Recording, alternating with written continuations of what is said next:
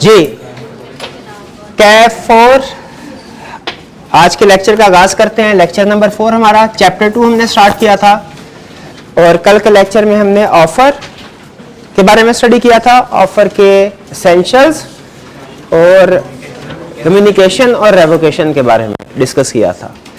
जी कोई क्वेश्चन पूछना चाहते हो पूछ लीजिए कल के लेक्चर में से। जी ऑफर को एक्सेप्ट कर लेता है और ऑफर को लेटर साइन कर देता है, लेकिन ऑफर उसे पढ़ता नहीं और रेवोकेशन का लेटर साइन कर देता है। ये कंसेप्ट आज सीखेंगे हम।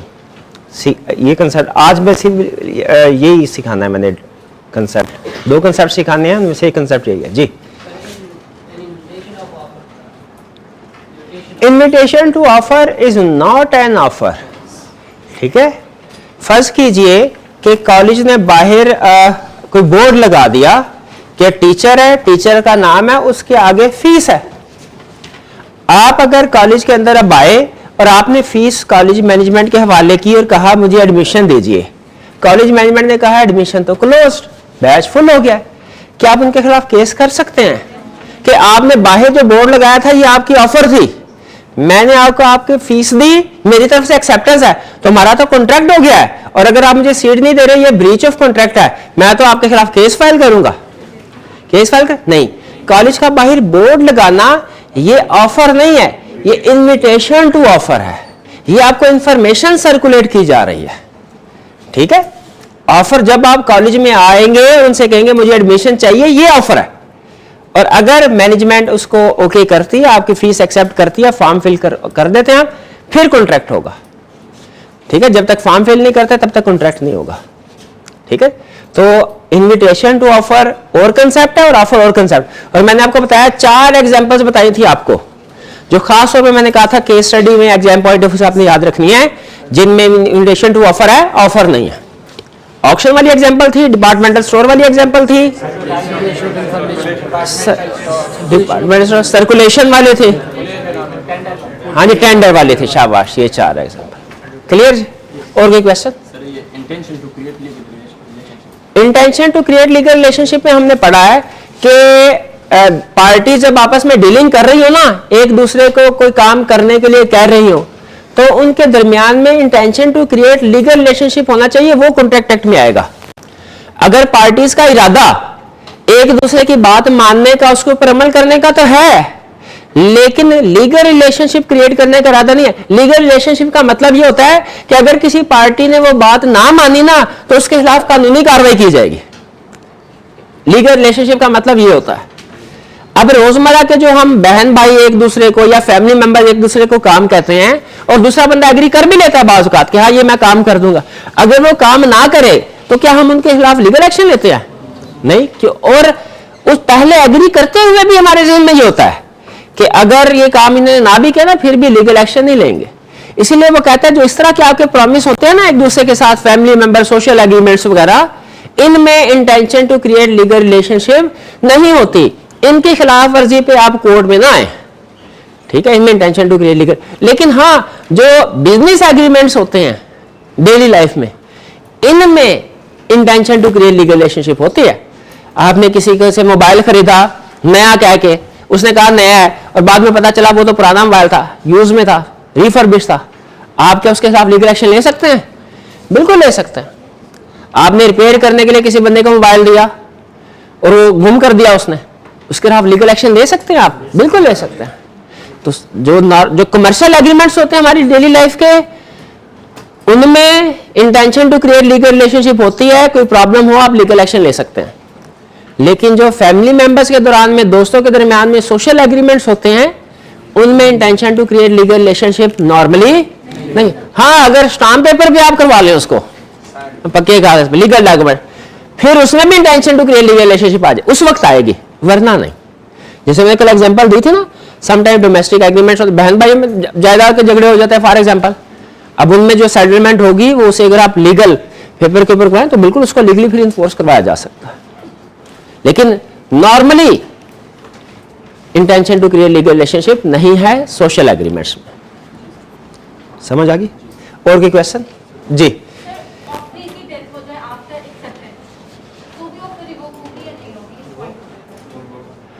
ऑफरी की डेथ हो जाए आफ्टर एक्सेप्टेंस, तो फिर जब एक्सेप्टेंस भी होगी वो तो फिर एग्रीमेंट हो गया, कॉन्ट्रैक्ट हो गया। उसके बाद अगर ऑफरी की डेथ हो जाए एक्सेप्टेंस के बाद, ऑफरी से मुराद एक्सेप्टर, एक्सेप्टेंस के बाद अगर एक्सेप्टर की डेथ हो जाए तो वो वैलिड कॉन्ट्रैक्ट हो गया, वो वैलिड, उसके ऊपर नहीं वो फिर किया जाए। लेकिन इसमें आगे फर्दर डिस्कशन फ्यूचर के टॉपिक में चैप्टर में है, वो मैं अभी नहीं छेड़ा। सिर्फ जितना आपने क्वेश्चन पूछा उतना बताया आपको कि एक्सेप्टेंस वैलिड हो गई ना तो वो कॉन्ट्रैक्ट हो गया। और कोई क्वेश्चन?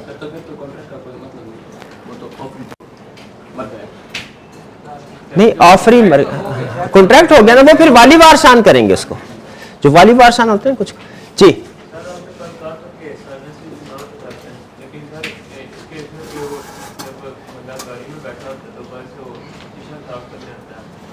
हाँ, ये मैं आज बताऊंगा। ये यहां पे जो इन्होंने कहा सर, आपने कहा था साइलेंस इज नॉट एक्सेप्टेंस, तो वो जो गाड़ी में बंदा बैठा हुआ था और कोई दूसरा बंदा आया और उसने आगे गाड़ी का शीशा साफ करना शुरू किया, वो तो साइलेंट रहा था गाड़ी वाला, तो उसमें आपने क्यों कहा कि ये एक्सेप्टेंस हो गई है? इंप्लाइड एक्सेप्टेंस, आपको याद होगा हमने इंप्लाइड एक्सेप्टेंस का नाम दिया था, ठीक है? तो वो भी तो साइलेंस थी। उसके इस स्पेसिफिक सिचुएशन के ऊपर लॉ ने ये वाली 8वीं वाली रखी हुई है, ये मैं अभी डिस्कस करूंगा, एक्सप्लेन करूंगा, ठीक है? कि इसमें वो बेसिकली कहता यह है कि अगर आप साइलेंट है लेकिन चुप करके फायदा ले रहे हैं, कंसीडरेशन रिसीव कर रहे हैं चुप करके, तो कहता है ये वाली साइलेंस एक्सेप्टेंस ही समझी जाएगी, ठीक है? क्योंकि आपको फायदा मिल रहा है और आप फायदा हासिल कर, कुली ने आपका सामान उठाया और अब गाड़ी तक लेके गया, ठीक है? आप चुप करके उसके साथ चल रहे हैं, तो आप कंसीडरेशन रिसीव कर रहे हैं, ये आपके बिहेवियर कंडक्ट से इंप्लाइड एक्सेप्टेंस है, ठीक है जी? और कोई क्वेश्चन?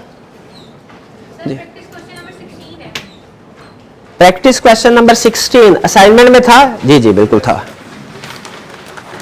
16 में क्या कह रहा है?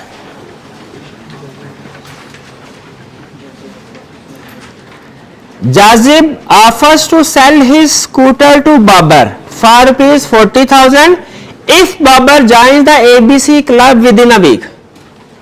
अब देखिए ऑफर दी, लेकिन कौन सी ऑफर हुई? कंडीशनल ऑफर, और फिर उसने टाइम भी स्पेसिफाई कर दिया। कंडीशन है क्लब ज्वाइन करने, और टाइम क्या है? अच्छा, क्लब ज्वाइन तो किया लेकिन हफ्ते के बाद किया, तो ऑफर वैलिड है? नहीं। अब आगे क्या हुआ? कहते हैं Babar did not join the club within a week, उसने क्लब ज्वाइन नहीं किया विद इन अ वीक, यानी कंडीशन पूरी नहीं की। Is it binding for Jazib to sell his scooter to Babar? नहीं, क्योंकि कंडीशन पूरी नहीं की, ऑफर वाइड लैप्स कर गई ऑफर, ठीक है? तो बाइंडिंग कॉन्ट्रैक्ट नहीं है। क्लियर हो गया ये? क्वेश्चन नंबर 12, ए या बी? फिर इसके बाद आपने बी भी कहना है ना जिस तरह ये आपने कहा ना, मुझे पता चल गया। ए में कह रहा है Adeel proposes by a letter sent by post to sell his house to Jazib. Adeel ने कहा कि मैं ऑफर की जाजिब को घर भेजने की। Jazib intends to accept the offer but has not posted the letter of acceptance yet.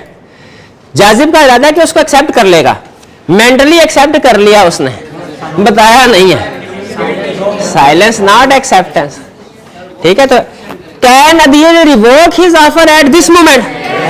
हाँ बिल्कुल, अदील रिवोक कर सकता है, क्योंकि अभी तक उसने कम्युनिकेट एक्सेप्ट किया ही नहीं उसने अभी तक। मेंटली एक्सेप्टेंस नहीं है, तो एक्सेप्ट नहीं किया हुआ ना, तो रिवोक हो सकता है। हाँ जी बिल्कुल, जब सेंड करेगा लेटर सेंड करेगा, क्योंकि उसने कहा लेटर के जरिए। अब बी भी पढ़ लेते हैं। कह रहा है डील proposes by letter sent by post to sell his house to Jazib. Jazib has posted the letter of accept. Jazib ने लेटर ऑफ एक्सेप्टेंस पोस्ट कर दिया, इसका मतलब है अब एक्सेप्टेंस होगी कि नहीं हो गई? हो गई। Can Adeel revoke his offer at this moment? अब नहीं हो सकता, रिवोक कर सकता, अब एक्सेप्टेंस हो गई, कॉन्ट्रैक्ट हो गया। अच्छा, और अगर यहां पे अदील की डेथ हो जाए, सॉरी ये जाजिब की डेथ हो जाए, जाजिब ने एक्सेप्टेंस देना, अभी यही क्वेश्चन था, जाजिब की डेथ हो जाए फिर भी कॉन्ट्रैक्ट हो गया, बिल्कुल। अब उनके वाली वारसान सेल परचेज करेंगे, जो भी करना।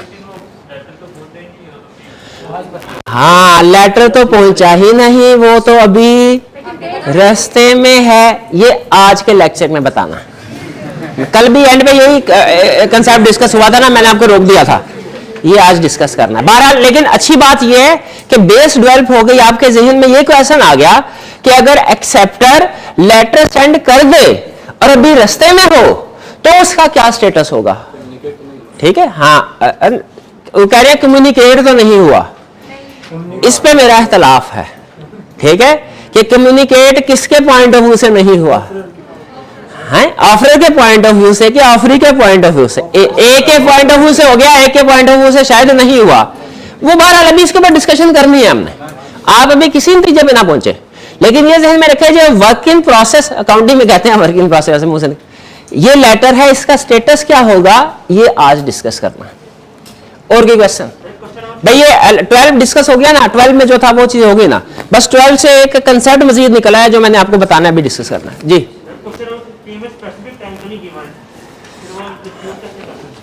हाँ, 15 में मारिया ने अप्लाई किया शेयर्स के लिए, लेकिन स्पेसिफिक टाइम नहीं था। लॉ ये कहता है, ये आज बताना था आपको यहाँ पे, स्टिपुलेटेड या रीजनेबल टाइम। स्टिपुलेटेड का मतलब क्या होता है?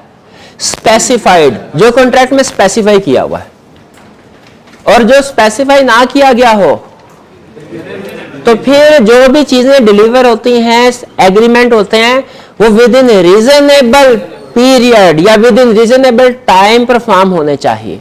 और लॉ कहता है ये रीजनेबल क्या है, ये सर्कमस्टेंसेस पे डिपेंड करता है। ठीक है, ये सर्कमस्टेंसेस पे डिपेंड करता है। रमजान में आपने दर्जी को कपड़े दिए सिलाई करने के लिए, लेकिन ये तय नहीं पाया कि वो आपको कपड़े कब देगा, एग्री कर लिया, तो इसका मतलब क्या है, ईद से पहले पहले दे, रीजनेबल, इस केस में रीजनेबल टाइम ईद से पहले पहले। ठीक है, तो उसी तरह हालात पे डिपेंड करेगा जी। और कोई क्वेश्चन? कोई क्वेश्चन नहीं है? आज का लेक्चर की तरफ चलें, चले। आज थोड़ा सा ही काम है हमारा, और केस स्टडी की प्रैक्टिस थोड़ी ज्यादा करेंगे, कंसेप्ट थोड़े कम। आज हम, कल हमने पढ़ा था ऑफर के बारे में, आज हम पढ़ने जा रहे हैं एक्सेप्टेंस के बारे में। ठीक है, एक्सेप्टेंस में जिस तरह ऑफर में हमने पढ़ा एसेंशियल्स, कम्युनिकेशन एंड रेवोकेशन, उसी तरह एक्सेप्टेंस के बारे में भी पढ़ेंगे। लेकिन एक्सेप्टेंस में यह चीजें पढ़ते हुए हमें आसानी होगी। क्यों भला? क्योंकि तकरीबन यही चीजें हम कल पढ़ चुके हैं। फर्क सिर्फ यह है कि कल हमने ऑफरर के पॉइंट ऑफ व्यू से पढ़ी थी, आज एक्सेप्टर के पॉइंट ऑफ व्यू से पढ़ेंगे। ऑफरी के पॉइंट ऑफ, चीजें वही है, मतलब एंगल हमारा, सिचुएशन वही है, एंगल हमारा बदल गया। इसी तरह लेकिन केस स्टडी में भी आपने ध्यान रखना है कि उसने अदील और बाबर की केस स्टडी बनाई है ना, तो रिक्वायरमेंट में हमें अदील के पॉइंट ऑफ व्यू से डिस्कशन करने को कह रहा है कि बाबर के पॉइंट ऑफ व्यू से। ठीक है, ये चीज ज़हन में रखिएगा। राइस की बुक में रेफरेंस लर्निंग ऑब्जेक्टिव 5-6, आईकैप की बुक में सेक्शन 2.2, 2.3, राइस की बुक में आपकी होम असाइनमेंट ये है। ठीक है, इनमें से आप कुछ हस्बे तौफीक हस्बे इस्तात रिटन फॉर्म में कर लें क्वेश्चन, और कुछ ओरल कर लें। बेहतर यही है कि जितने ज्यादा हो सके उतने रिटन फॉर्म में करें। और अब चूंकि आज चैप्टर कंप्लीट हो गया, तो आईकैप की बुक में और राइस की बुक में भी हर चैप्टर के एंड पे आपको एमसीक्यूज मिलेंगे, क्योंकि हमारे पेपर में एमसीक्यूज भी आने हैं। तो आपने आज एमसीक्यूज भी अटेम्प्ट करना है जाके।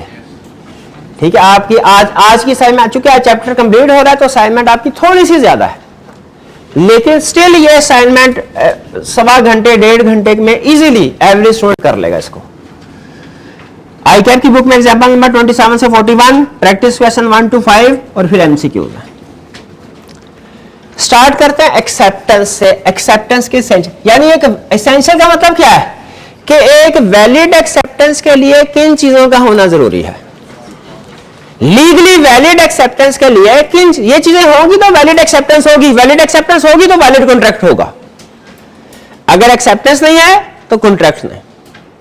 और एक्सेप्टेंस में से अगर कोई एक चीज भी मिसिंग है तो फिर इसका मतलब वो वैलिड एक्सेप्टेंस ही नहीं है। तो ये चीजें वैलिड एक्सेप्टेंस के लिए जरूरी हैं, इनके बगैर एक्सेप्टेंस नहीं। एक्सेप्टेंस नहीं होगा तो कॉन्ट्रैक्ट नहीं होगा।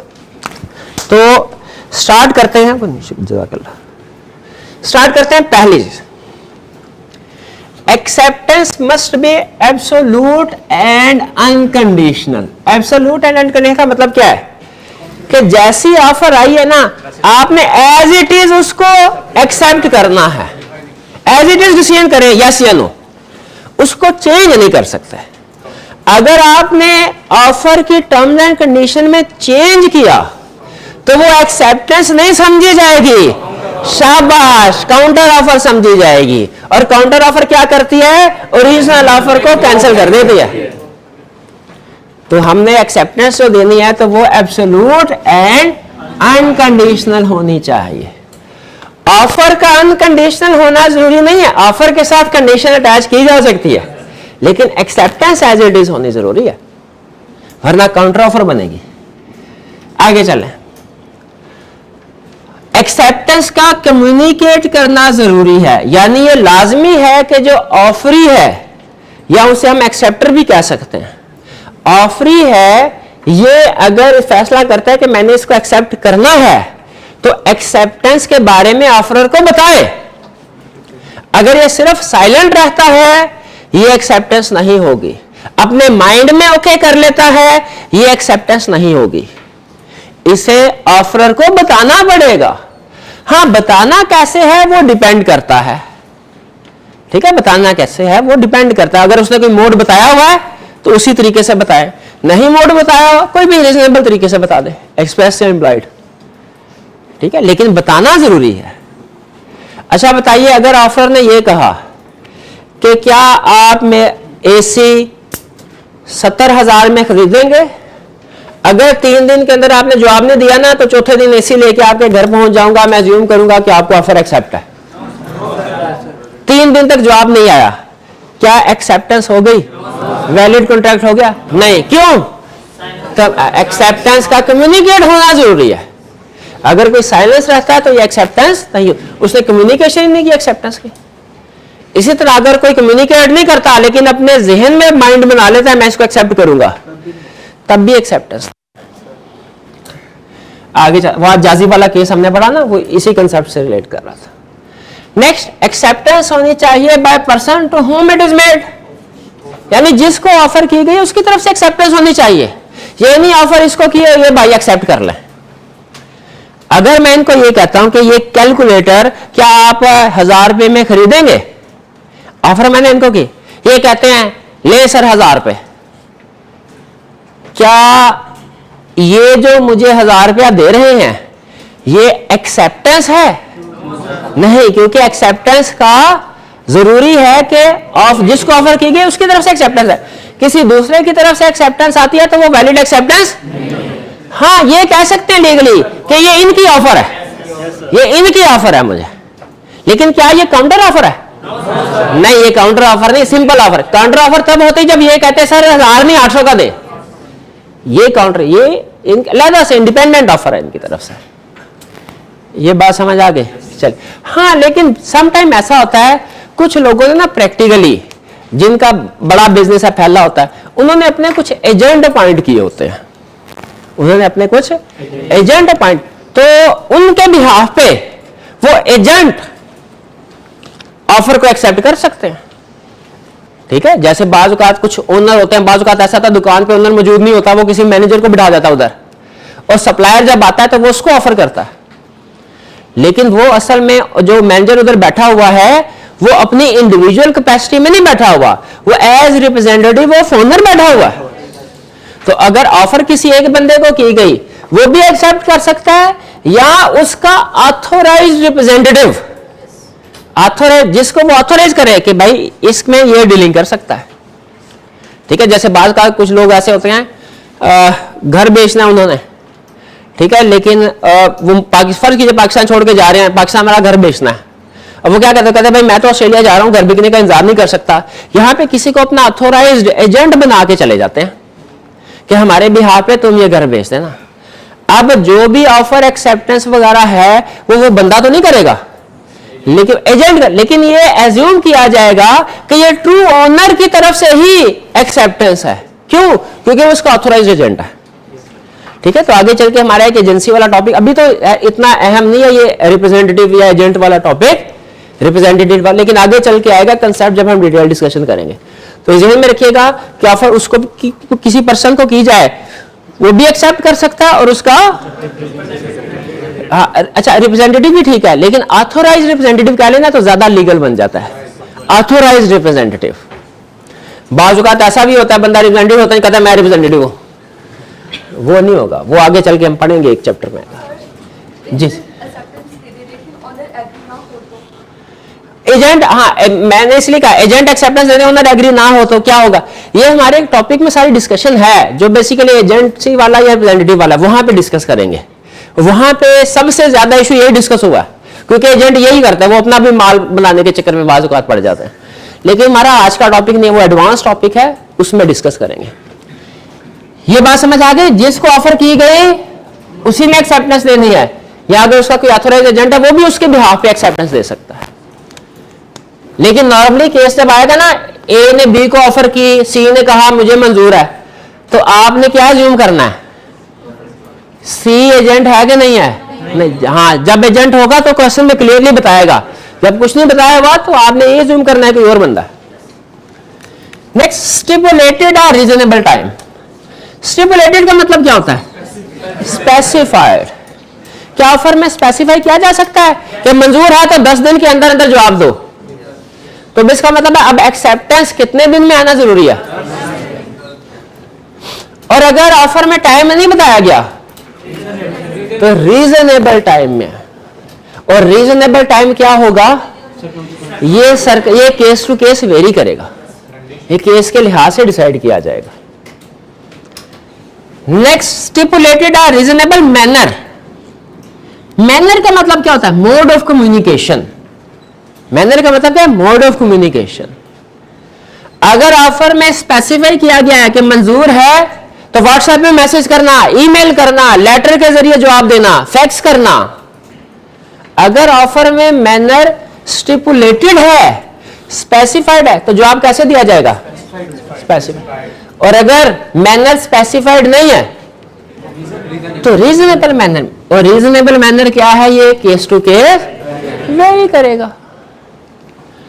हां, अगर स्टिपुलेटेड था मैनर और ऑफरी ने डेविएटेड मैनर में, यानी किसी दूसरे मैनर में एक्सेप्टेंस दे दी, पहला one word answer acceptance valid नहीं है, लेकिन इसको मजीद एक्सप्लेन करें।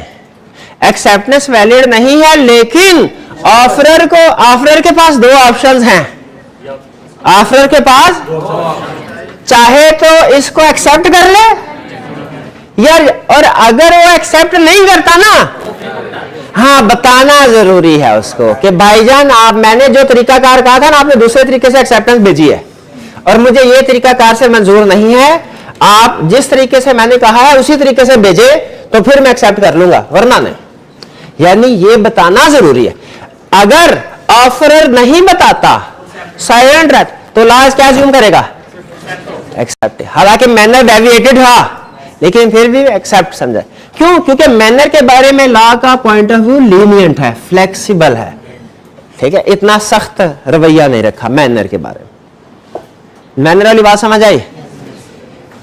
आगे चलते हैं। Not before offer, acceptance offer से पहले नहीं हो सकती। है ना, वो कुत्ता गुम हो गया, वो जंगलों में ढूंढने के लिए निकल गया, उसको पता ही नहीं पीछे ऑफर क्या हुई है, जनरल ऑफर हुई थी पीछे कि जो कोई भी ढूंढ के लाएगा 1000 रुपया मिलेगा। अब वापस आया उसने, इसका मतलब है अब जब कुत्ता ढूंढ लिया उसने, तो उसने अपना काम कर लिया, एक्सेप्टेंस हो गई उसकी। एक्सेप्टेंस के बाद ऑफर पता चली उसे, क्या इनाम का हकदार है? नहीं है। क्यों? क्योंकि एक्सेप्टेंस ऑफर से पहले नहीं हो सकती, ऑफर के बाद होगी। पहले ऑफर पता चलेगा तो बाद में एक्सेप्टेंस होगी, वरना नहीं होगी। Rejected offer can not be accepted unless renewed. हमने कल पढ़ा था ना, ऑफर किन किन तरीकों से रिजेक्ट हो सकती है, पढ़ा था ना हमने। तो बताइए किन किन तरीकों से रिजेक्ट हो सकती है?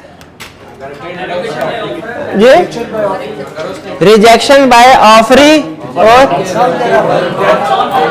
Death counter offer, revocation, condition not met, death बता दिया उन्होंने, और डेथ बिफोर एक्सेप्टेंस है, मॉडिफाई हो जाए क्या? काउंटर ऑफर, यार ऑफर मॉडिफाई था ना, काउंटर ऑफर से मुझे बिल्कुल समझ आ गया। सब्सिक्वेंट इलीगैलिटी या subsequent destruction of subject matter. चलिए आगे चलते हैं। परफॉर्मेंस, अच्छा ये तो अगर ऑफर काउंटर ऑफर से ऑफर रिजेक्ट हो गई तो क्या वो बंदा जिसने काउंटर ऑफर दी थी दोबारा एक्सेप्टेंस दे सकता है? नहीं, जब तक रिन्यू नहीं होगी। ठीक है, वो पता है रिक्शे वाले ने कहा था, उन्होंने कहा कि कितने में जाओगे, उसने कहा 1000 में, मैंने कहा 800 ले लो, उसने कहा नहीं, और फिर दूसरे के साथ उसने 1000। अब मैं भी अगर 1000 रुपया देने को तैयार हूं, वैलिड एक्सेप्टेंस नहीं है। अच्छा next, performance of condition of offer. Performance of condition of offer या acceptance of consideration, acceptance of consideration. अच्छा एक वैसे मैं बता दूं, कभी कभार ऐसे हो जाया करेगा, ये यहां पे कंसिडरेशन नहीं बल्कि कंडीशन लिखा था, है ना? ये किसकी गलती थी भला, टीए की क्या मेरी? टीए की नहीं थी, ये गलती मेरी थी, इसलिए कि आपने देखा ही नहीं, मैंने जिस तरह उसको लिख के दिया हुआ है, मैंने जो लिख के दिया है ना वो कंसिडरेशन वैसे लिख के दिया हुआ है। आपको शक है, आप देख ले पेज उधर पड़ा हुआ है, इस तरह लिख के दी।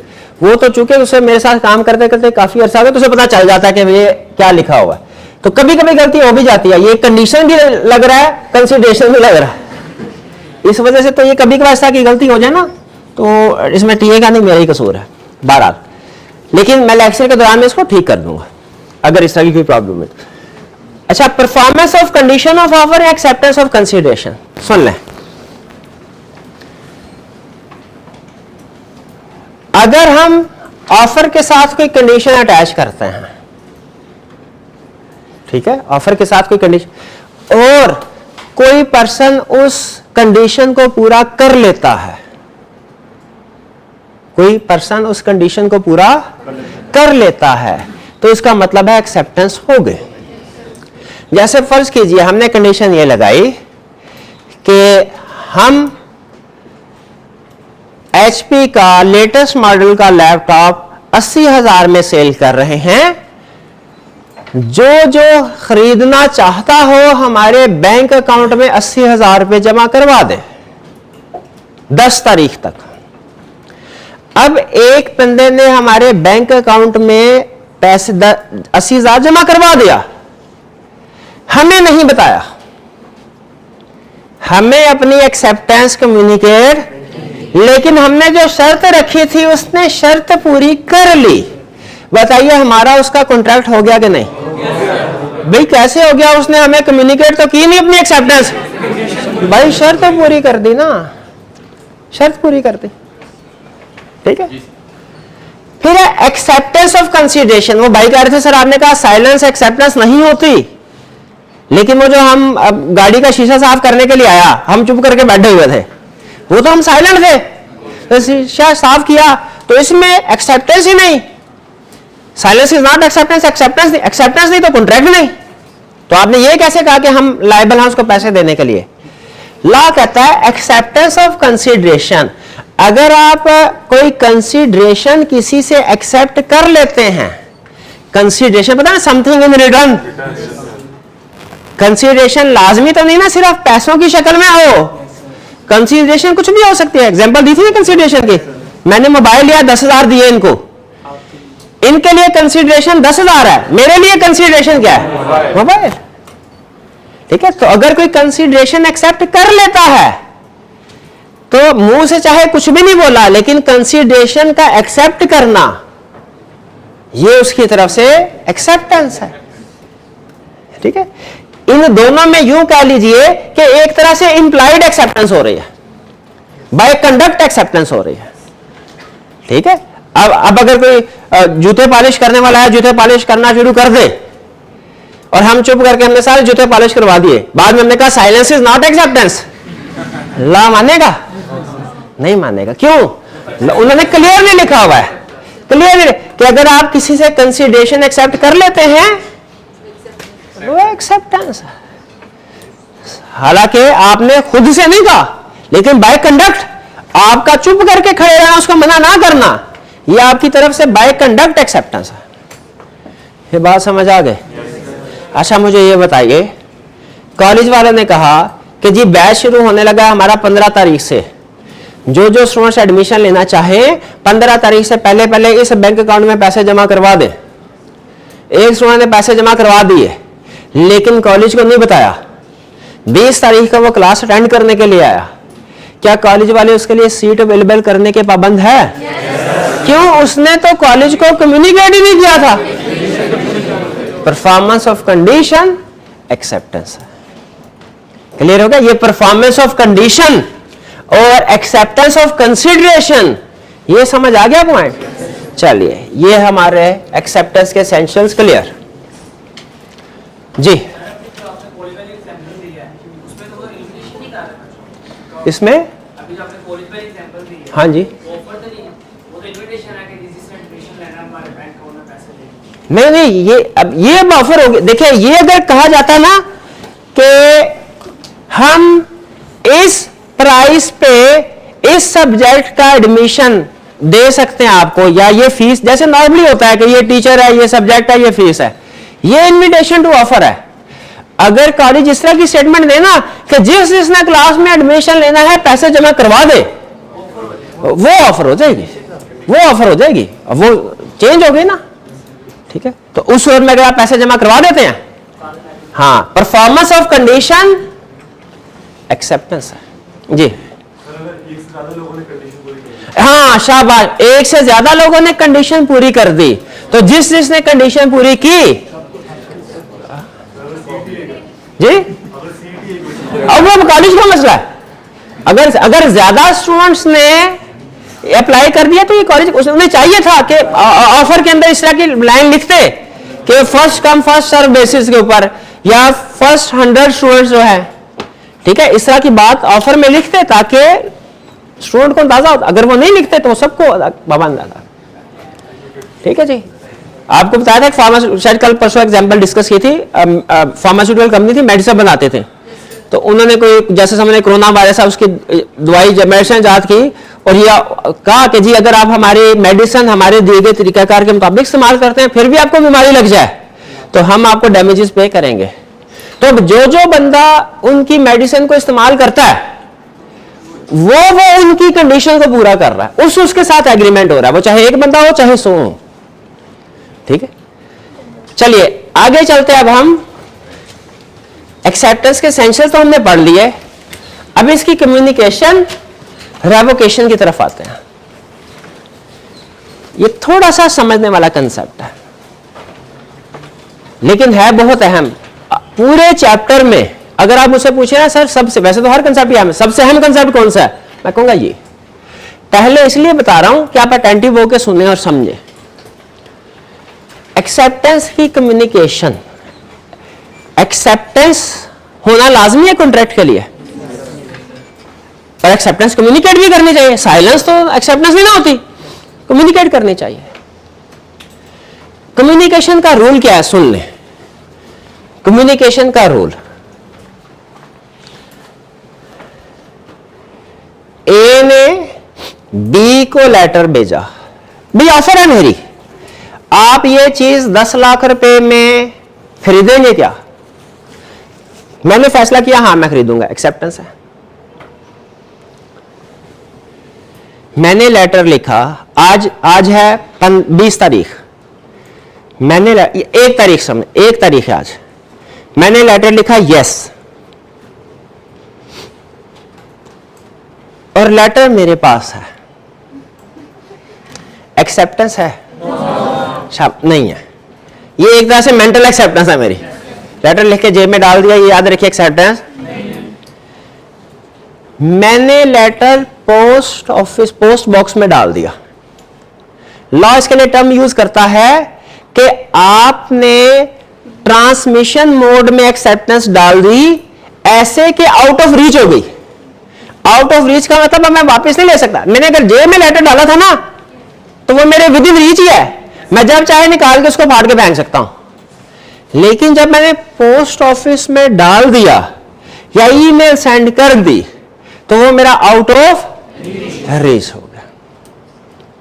लेकिन अभी उस तक नहीं पहुंचा, अभी इन प्रोसेस है। ये मैंने 1 तारीख को सेंड कर दिया, क्या एक्सेप्टेंस हो गई?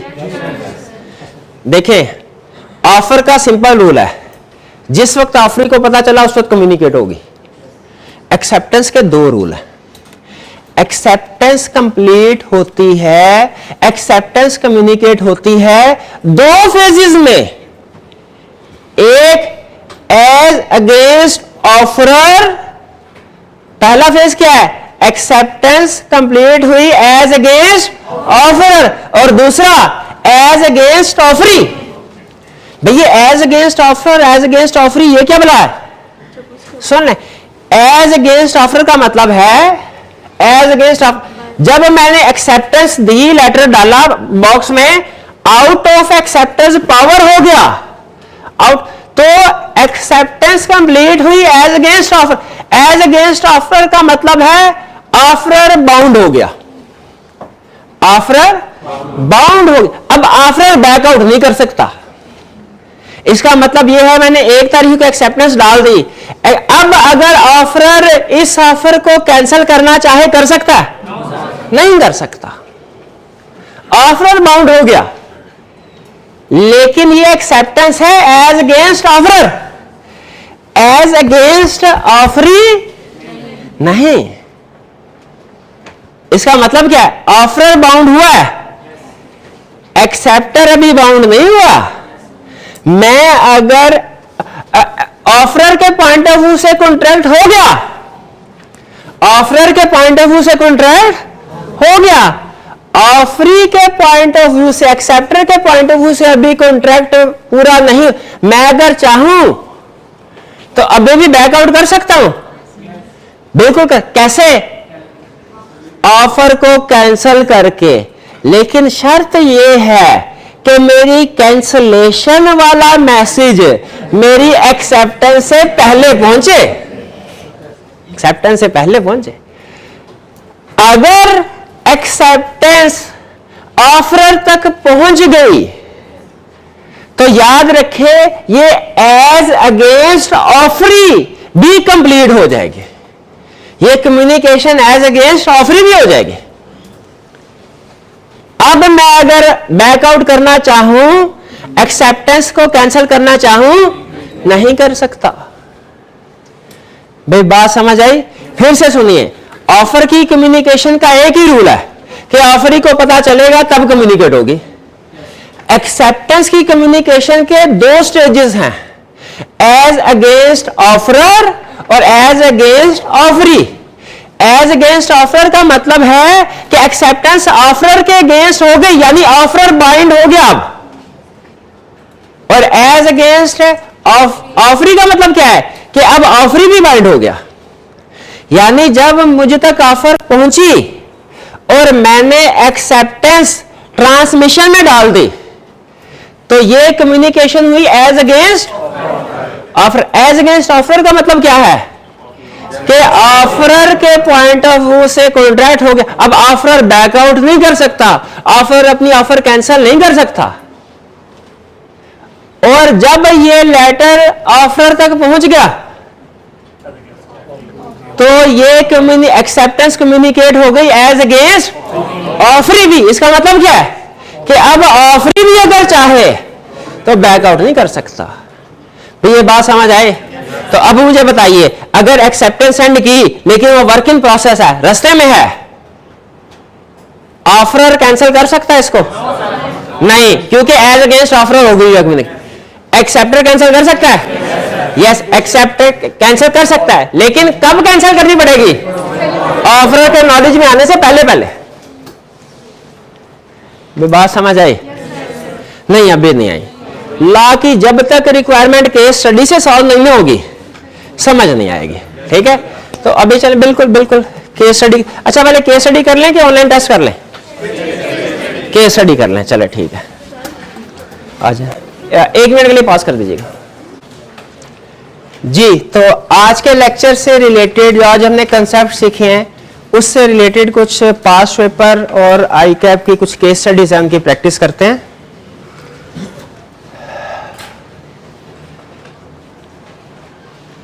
जी पहला क्वेश्चन वो कह रहा है is a valid contract created on the basis of following offer, इस ऑफर की बेस पे वैलिड कॉन्ट्रैक्ट हुआ। आजम wrote to Babar to sell his book adding that if he did not reply within 5 days, उसने stipulated time आ गया, 5 दिन के अगर रिप्लाई नहीं आता the offer would be considered accepted. Babar did not reply, क्या ये वैलिड एक्सेप्टेंस है? साइलेंस नॉट एक्सेप्टेंस, बिल्कुल ठीक है। हाँ जी, तो इससे वैलिड कॉन्ट्रैक्ट क्रिएट नहीं होगा। रीजन क्या है?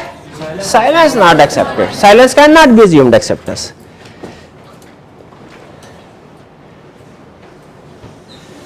Next, Laila offered to Maria her scooter for cash of rupees 40,000. Maria accepted the offer and tendered का मतलब होता है प्रेजेंट की, उसको दी, and tendered rupees 39,000 cash down means down payment, immediately payment, promising to pay rupees 1,000 by the evening. Is this a valid contract? क्या ये valid contract है? ये वैलिड कॉन्ट्रैक्ट नहीं, क्यों नहीं है? सारी की सारी पेमेंट फौरी तौर पे करनी होती है। उसने देखे लैला ने ऑफर में पेमेंट के बारे में कुछ नहीं जिक्र किया था, इसका मतलब क्या है? पेमेंट इमीडिएटली होनी चाहिए थी सारी की सारी। अब उसमें अगर 10 रुपए भी कम है ना अगर, तो पेमेंट पूरी नहीं है, पेमेंट पूरी। अब देखें, अब इसमें देखें एक चीज तो होगी, वैलिड कॉन्ट्रैक्ट नहीं हुआ यहां तक, लेकिन आगे क्वेश्चन को आपने आगे एक्सपेंड करना है।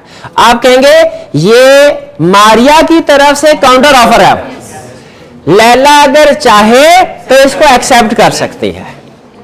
वैलिड कॉन्ट्रैक्ट अभी नहीं हुआ, लेकिन लैला के पास ऑप्शन है, काउंटर ऑफर है, वो अगर चाहे तो इसको एक्सेप्ट कर सकते हैं।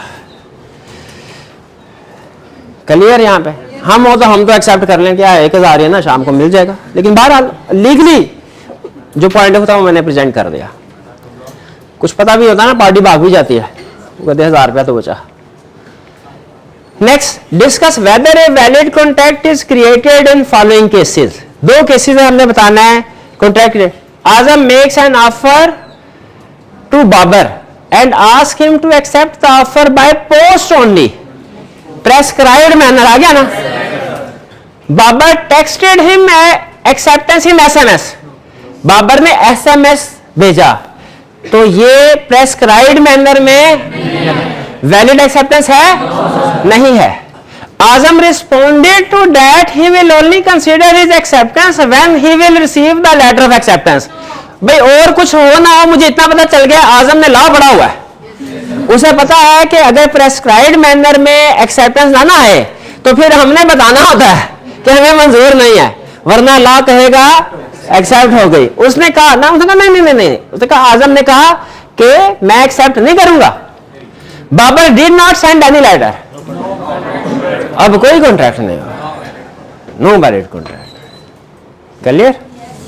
B, Azam makes an offer to Babar and ask him to accept the offer by only.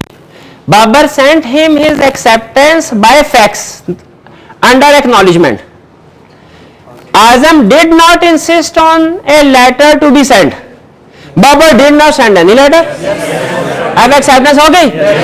क्यों? प्रेस्क्राइब्ड मैनर में तो नहीं है, लेकिन उसने इतराज भी नहीं किया। प्रेस्क्राइब्ड मैनर में अगर ना हो तो पार्टी ने इतराज करना होता है, उसने चुप करके, तो इसका मतलब है लॉ अज्यूम करेगा कि एक्सेप्टेंस हो गई वैलिड। क्लियर? कोई प्रॉब्लम तो नहीं है? आगे चलें फिर।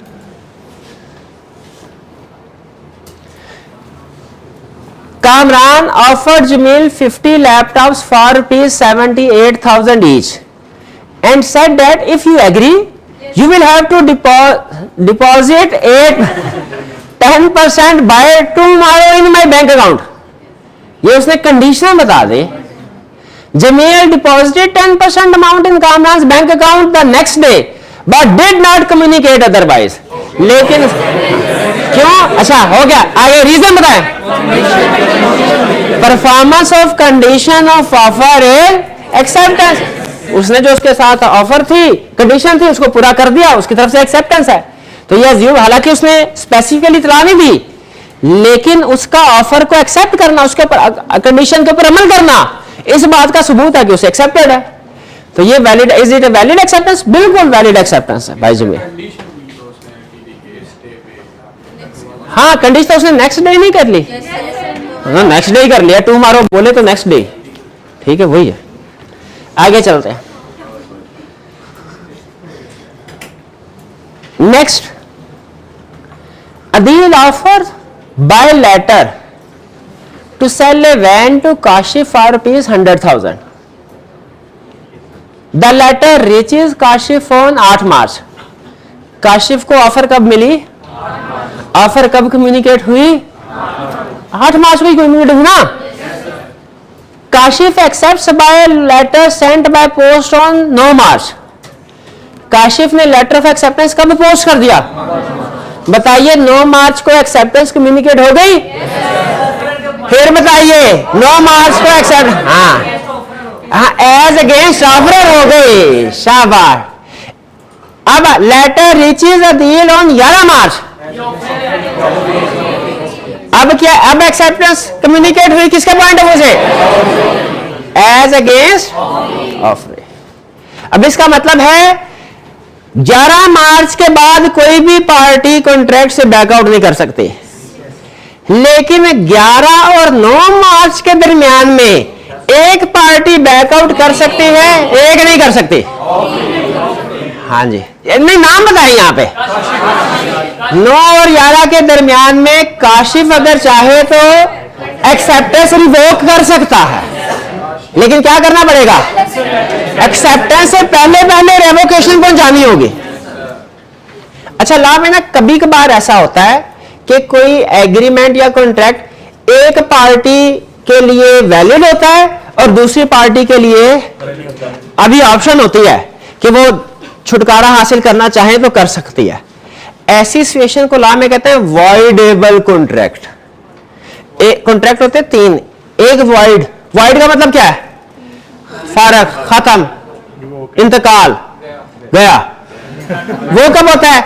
एग्रीमेंट हो गया, सब्जेक्ट मैटर डिस्ट्रॉय हो जाए या इलीगल हो जाए, तो अब वो पहले तो वैलिड था कॉन्ट्रैक्ट, अब क्या हो गया? इलीगल या डिस्ट्रॉय होने की वजह से वॉइड। एक है वैलिड कि जो सही है, अभी एग्रीमेंट किया, पूरा करना है। जब एक पार्टी चाहे तो बैकआउट कर सकती हो, यानी ऑप्शन हो बैकआउट करने की, तो ऐसे कॉन्ट्रैक्ट को कहते हैं वॉइडेबल। वॉइड नहीं कहते, वॉइडेबल। वॉइडेबल का मतलब क्या है? वॉइड किया जा सकता है, किया जा सकता। तो ये बेसिकली 9 और 11 के दरमियान में ये जो कॉन्ट्रैक्ट है ना, ये है voidable eight the option of Kashif.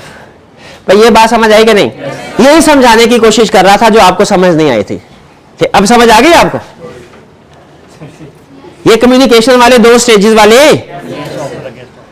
नहीं, अभी भी समझ नहीं आई, नहीं आई अभी भी। आगे चले, अगला केस स्टडी करने वाले। Murad offered his car to Sanam for ₹400,000.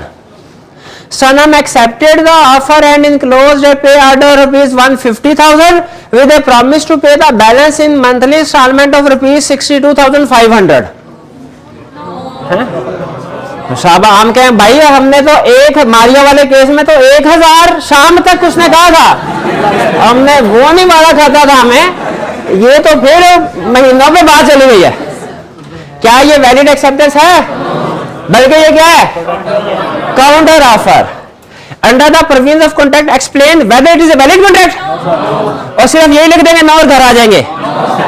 आगे बताना भी पड़ेगा कि नहीं, आगे यह से बताना पड़ेगा, आगे ये बताना पड़ेगा कि अगर मुराद चाहे एक्सेप्ट कर सकता है। ये असल में उसने काउंटर ऑफर कर दिया दूसरी पार्टी ने। काउंटर ऑफर एक्सेप्टेंस नहीं होती, वैलिड एक्सेप्टेंस नहीं है, लेकिन अगर मुराद चाहे तो इसको एक्सेप्ट कर सकता है आप।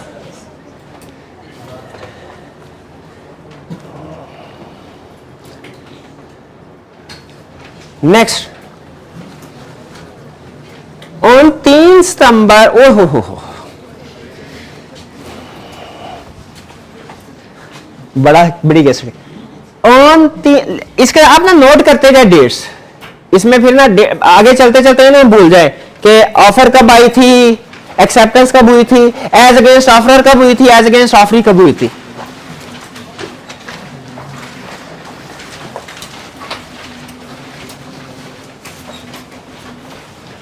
स्टार्ट कहते हैं, on 3 September 2018 Salim offered by letter to sell his laptop to Ghazi for ₹50,000। तो बताइए ऑफर कब कम्युनिकेट हुई है? 3 सितंबर। सारे गलत। 3 सितंबर को तो ऑफर सेंड किया, ऑफर तो कम्युनिकेट तब होती है जब ऑफर तक पहुंचे। पहला डिसीजन ही गलत कर दिया आपने, कोई बात नहीं, आगे चलते हैं। गाजी received the later on 5 September 2018। हाँ, तो अब लिख लें कम्युनिकेशन ऑफ ऑफर, हाँ 5 सितंबर, ठीक है। 5 सितंबर को ऑफर कम्युनिकेट हो गई। On 6 September 2018 Ghazi posted the letter of acceptance to Salim.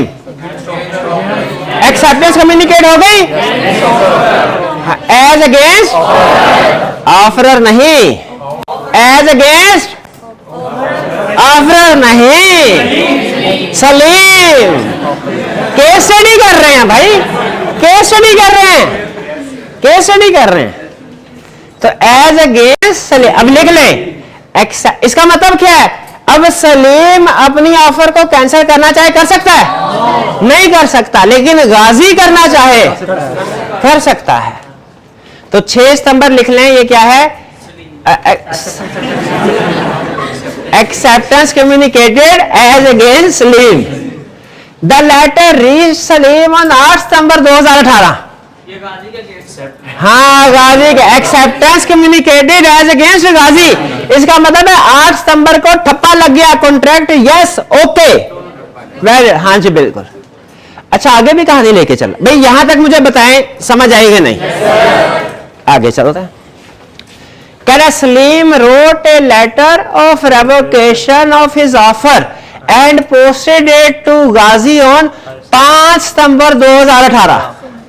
Salim ने लेटर ऑफ रेवोकेशन भेजा गाजी को 5 सितंबर को, ठीक है। लेकिन वो कब होगा? जब उस तक पहुंचेगा, पहुंचेगा 7। तो हमारे लिए रेवोकेशन के पॉइंट ऑफ व्यू से 5 की डेट नहीं है, हम 7 की डेट है, ठीक है। क्योंकि सिर्फ एक्सेप्टेंस 2 फेजेस में होती है, ऑफर हो रेवोकेशन हो तभी होगी जब अगली पार्टी को पता चलेगा।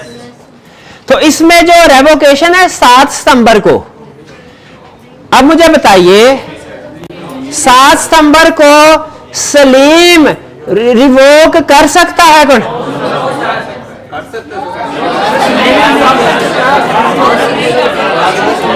कितने स्टूडेंट का ख्याल है सलीम रिवोक कर सकता है? 7 तारीख। कितनों का ख्याल है नहीं कर सकता? नहीं। अच्छा, मुझे ये बताइए क्या ये एक्सेप्टेंस कम्युनिकेट हो गई थी एज अगेंस्ट सलीम? यानी 7 तारीख को acceptance as against Salim communicate हो गई थी। सलीम अब बाउंड है, बिल्कुल। सलीम रिवोक नहीं कर सकता, सलीम रिवोक नहीं कर सकता। हाँ, लेकिन गाजी के पास ऑप्शन है, वो रिवोक कब तक रिवोक कर सकता है? 8 तारीख से पहले पहले, ठीक है। हाँ जी, ठीक है जी, समझ। तो अब मुझे बताइए, कह रहा है when the communication of offer and acceptance and the revocation of offer was completed as against Salim and Ghazi. अच्छा, ये ना उसने, अब मैं क्या कहूं, नहीं कमेंट करना, कोई अच्छी रिक्वायरमेंट नहीं उसने बनाई। होना चाहिए था उसे तरतीब से। अगर आप फॉरेन बॉडीज के क्वेश्चन देखें ना, एसीसी वगैरह के, वो तरतीब से लिखते हैं। बताइए कम्युनिकेशन ऑफ ऑफर हुई थी पहली रिक्वायरमेंट में, अगली रिक्वायरमेंट में अगर कम्युनिकेशन ऑफ एक्सेप्टेंस हुई थी, फिर उसके बाद आगे as against Salim, as against, यानी अलग-अलग पार्ट्स में पूछता है। इसमें उसने सारी चीजें मिक्स करके एक ही स्टेटमेंट में उसने कहा ये लो। इसमें रिस्क क्या होता है भला? बाज़ औक़ात हम बताने में ऑफर का बता दिया, आगे एक्सेप्टेंस के बारे में हो सकता है कुछ स्टूडेंट, सारे नहीं, कुछ स्टूडेंट स्किप कर जाए, या ऑफर एंड एक्सेप्टेंस दोनों बताए लेकिन सलीम के बारे में बताया, गाजी के बारे में भूल गए। ठीक है, लेकिन हमने मुझे बताइए क्वेश्चन को डिस्कस करते हुए हर डेट के साथ लिख दिया है ना कि ये ऑफर है कि एक्सेप्टेंस है, ये अगेंस्ट गाजी है कि सलीम है। दोबारा करने की जरूरत है नहीं, अगर कहते हैं तो कर देते हैं दोबारा, टाइम है अभी नहीं? अच्छा चलें कोई बात, घर जाके फिर आपने खुद देखा दोबारा। बहुत अच्छा सवाल है ये। Whether a binding contract was created between Slim and Ghani?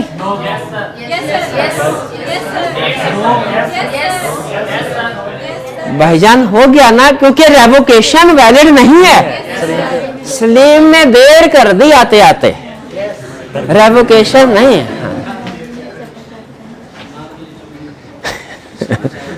जी 7 सितंबर को रेवोकेशन लेटर पहुंच गया।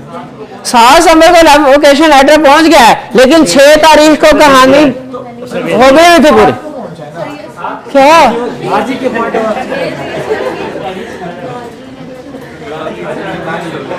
एज अगेंस्ट ऑफर और एज अगेंस्ट ऑफरी का कंसेप्ट नहीं क्लियर आपको?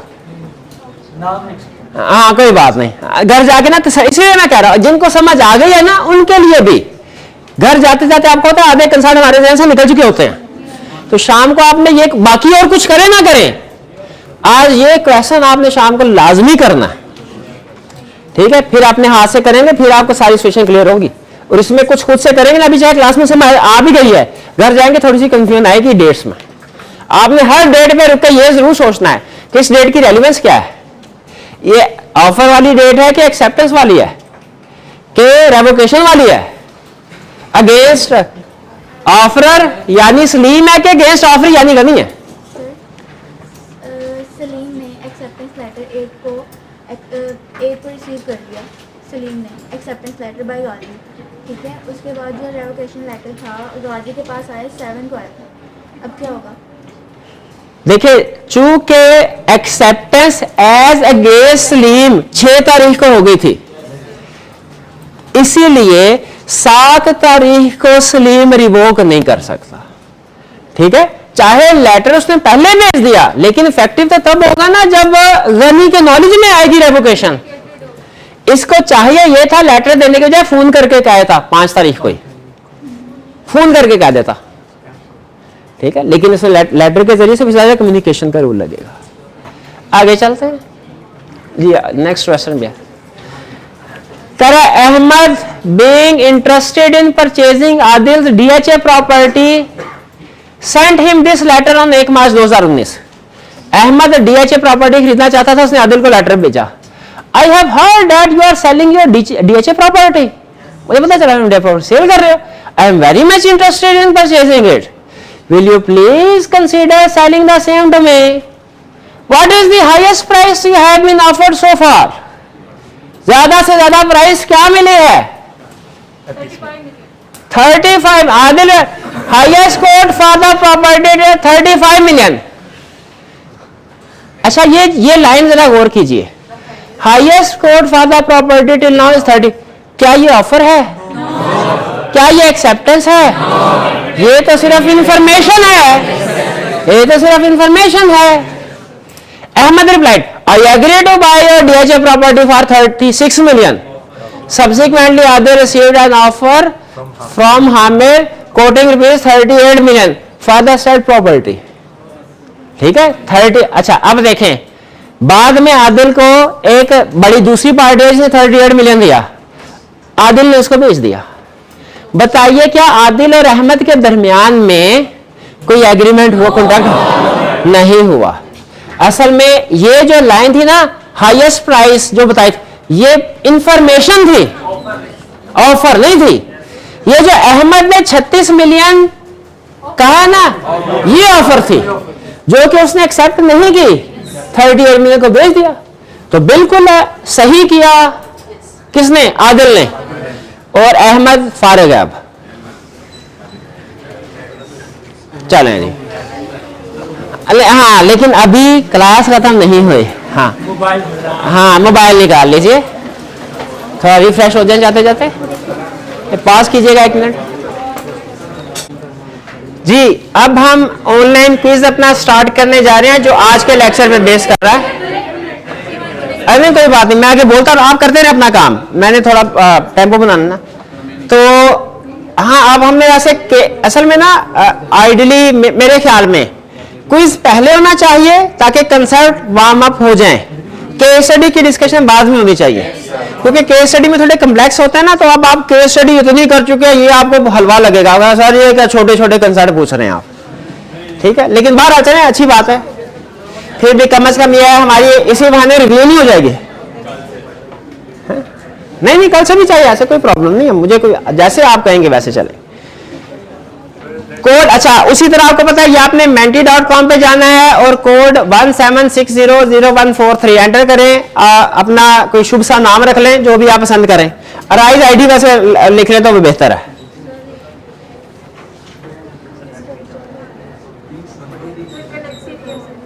ये कनेक्ट पैकेज अच्छा बना नहीं, कभी कभार नेट में प्रॉब्लम होती है, अच्छे नेट में भी प्रॉब्लम हो जाती है, कोई बात नहीं, सब्र करें।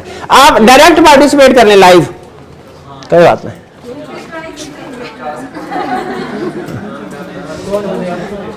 चलिए जी स्टार्ट करते हैं। अब आपको पता है सिस्टम कल मैंने एक्सप्लेन कर दिया था, मैं डेली सिस्टम जो है वो आपके साथ शेयर नहीं करूंगा। menti.com पे आज के क्विज में 7 क्वेश्चन है, आंसर करेक्ट भी होना चाहिए, क्विक भी होना चाहिए।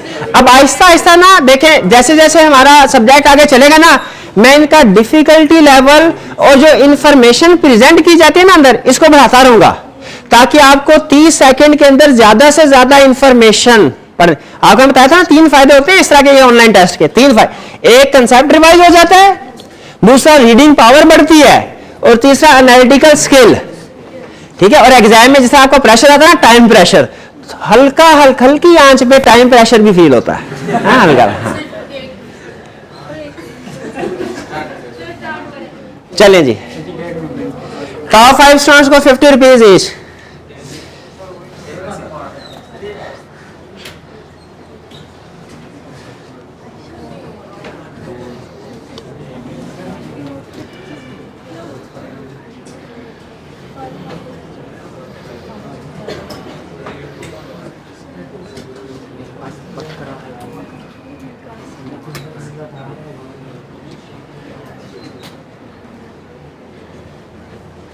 जी करें स्टार्ट। चलिए ये रहा पहला क्वेश्चन आपके सामने, आपकी स्क्रीन पे।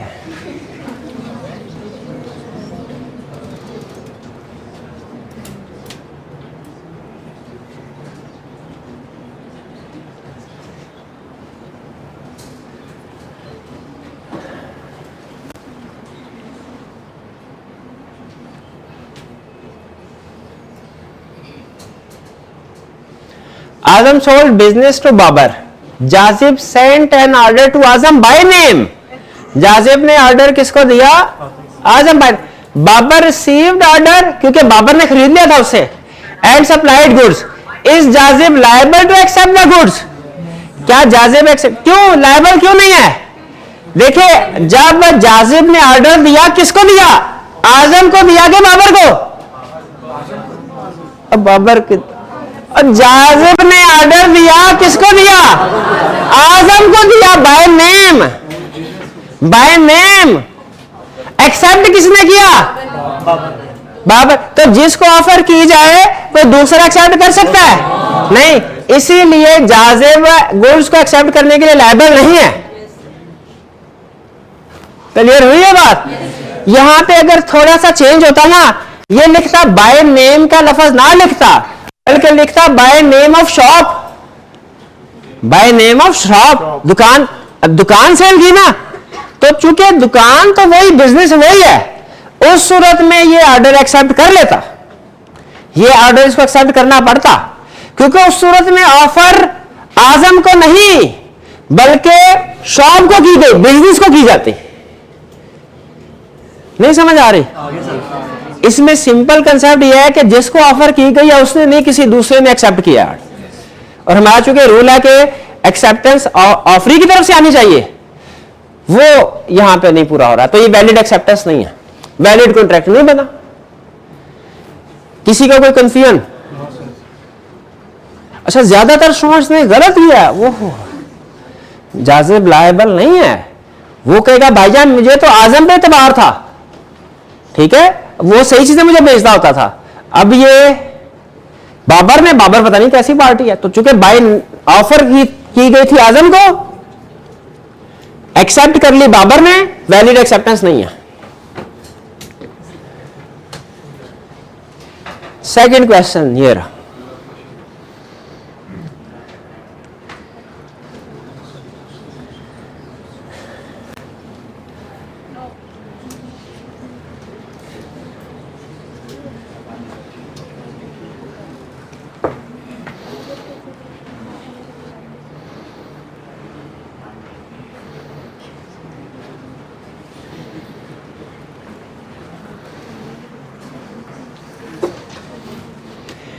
a deal asks Mohsin to send a reply offer by email, but Mohsin sends reply by letter.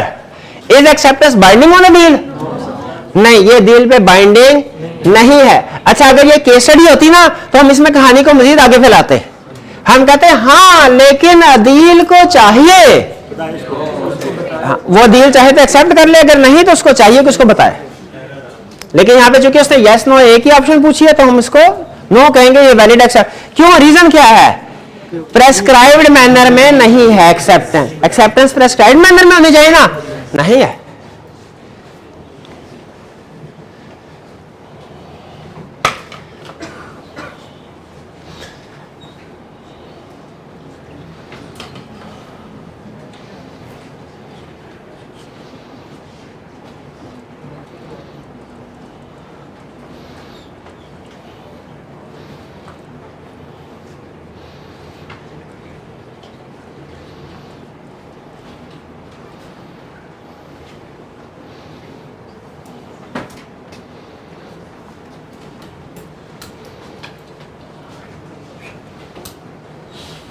Letter of acceptance transmission mode में डाल दिया, क्या ये वैलिड कॉन्ट्रैक्ट है? वैलिड कॉन्ट्रैक्ट वो होता है जिसमें दोनों पार्टीज बाइंडिंग हो जाएं। अभी ये भी कोर्स ऑफ ट्रांसमिशन में डाला है और उस पार्टी तक पहुंचा नहीं है। यह है acceptance is completed as against offeror. इसका मतलब है एक्सेप्टर अगर चाहे कैंसिल कर सकता है। तो उसको मैंने क्या कहा था, ये वाइडेबल है। At the option of ex, at the option of offeree, हाँ ऑफरी या एक्सेप्टर, शाबाश। तो contract voidable at the option of acceptor. Valid contract उस वक्त होता जब वो पहुंच जाता उस तक, अभी रास्ते में है तो एक पार्टी अभी भी बैकआउट करना चाहे कर सकती है। ये पता ना, acceptance work in process acceptance है, अभी कंप्लीट नहीं हुई। भाईजान मुझे पूछ रहे थे आपको ऐसा कल, ये समझ आया ना? क्लास के स्टार्ट में पूछा था आपने, आज के लेक्चर के शुरू में, तो मैंने कहा था बताऊंगा। ये बात समझ आ गई ना कि रास्ते में अगर एक्सेप्टेंस है तो वो एक पार्टी के लिए तो बाइंडिंग है, दूसरी यानी एक्सेप्टर के लिए अभी बाइंडिंग नहीं है, वो उसको कैंसिल करना चाहे कर सकता है। और जब कॉन्ट्रैक्ट एक पार्टी के लिए कैंसिलेबल हो तो उसे क्या नाम देते हैं? वाइडेबल। वो वैलिड नहीं है। कुछ कुछ आई समझ मेरे भाई? हाँ, चलें आगे चलते। Next question 5।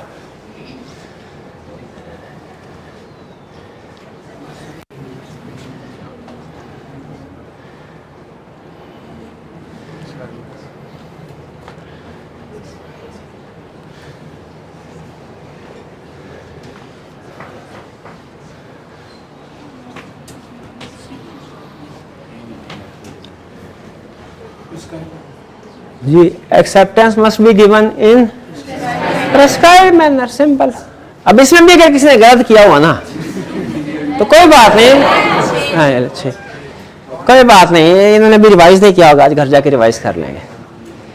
कोई डिस्कशन की जरूरत तो नहीं है, आगे चलें। सेकंड लास्ट क्वेश्चन ये रहा।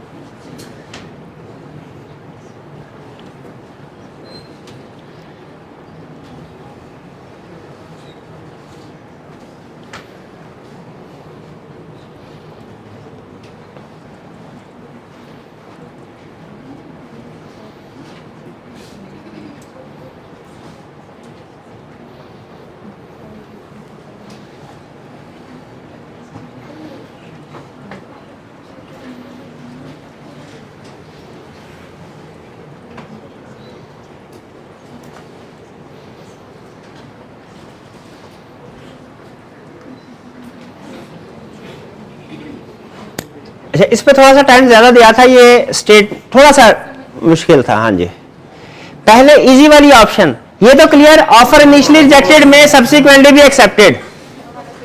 ठीक है, ऑफर एक्सेप्ट, एक रिजेक्ट होगी, एक्सेप्ट नहीं की जा सकती। दूसरा, लेटर ऑफ ऑफर में भी sent after letter of acceptance, ये भी गलत है, पहले ऑफर होते फिर एक्सेप्टेंस। अब जरा सुनिएगा इसको, a proposal may, proposal mean offer, offer may be revoked before acceptance is communicated to offeror. अब देखें, एक्सेप्टेंस ऑफरर को अभी कम्युनिकेट नहीं हुई, इसका मतलब अभी रास्ते में है। अगर एक्सेप्टेंस अभी रास्ते में है, एक्सेप्टेंस अभी रास्ते में है, ऑफरर ऑफर को रिवोक कर सकता है? नहीं कर सकता। क्यों? क्योंकि कम्युनिकेशन एज अगेंस्ट ऑफरर हो चुकी है। ये गलत है। हाँ जी बिल्कुल, ये गलत है। हमने स्टेटमेंट कौन सी ढूंढनी थी? तो ट्रू क्या है? Acceptance may be revoked before it is completed as against acceptor. तो एज अगेंस्ट एक्सेप्टर बिल्कुल, इसका मतलब है जो रास्ते में है तो एक्सेप्टर एक्सेप्टेंस को रिवोक करना चाहे कर सकता है। ये दो बिल्कुल इजी थे, साबित करना कि गलत है। ये थोड़ा सा सोचना था। हाँ जी, तो जहां पे आपको समझ नहीं ना आती आप कहते हैं यही ठीक होगा, है ना। पहले मैं इसको इधर करना है, फिर मैंने कहा नहीं आपको समझ ये भी नहीं आनी, आपने फिर तुक्का लगाया ना तो फिर वो तुक्का सही हो जाना है। तो मैंने ऑप्शन को भी इस जगह पे रखा, तुक्का लगाए थे वो गलत ही हो जाए। बहरहाल चले आगे चलते हैं। अब हमारे टॉपर्स है क्वेश्चन। हाँ भाई, लक्ष्मी पैसे लेके आए हैं? ठीक है।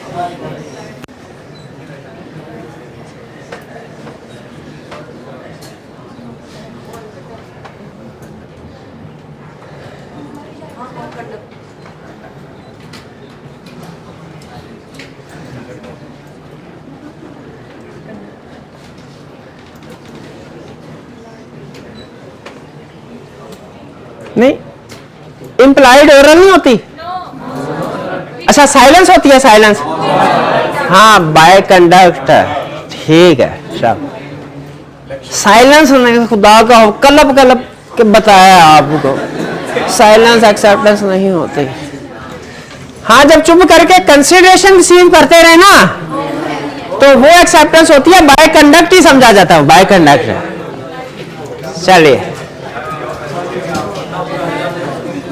भाई जल्दी करें। 129848 129848, शाबाश। फर्स्ट 15547 15547, शाबाश। वो कोने में बैठे भाई। और नेक्स्ट थर्ड पोजीशन पे, थर्ड पोजीशन, शाबाश। फोर्थ पोजीशन पे 15634, फोर्थ पोजीशन, शाबाश। फिफ्थ पोजीशन, फिफ्थ पोजीशन कोई नहीं है, ये मुझे दे दो ये। नहीं फिर चल बस ठीक है। आप बाद में फिफ्थ पोजीशन पे जो है वो बाद में भी लेना चाहे तो ले सकते हैं, बाद में लिख लीजिए। आज का लेक्चर, अच्छा आज आपने घर जाके ये केस स्टडी सारी पढ़ी और एमसीक्यू जरूर अटेम्प्ट करने हैं। आएगा भी एमसीक्यू जरूर अटेम्प्ट करना है। आज का लेक्चर यहाँ पे खत्म करते हैं हम। अल्लाह हाफिज।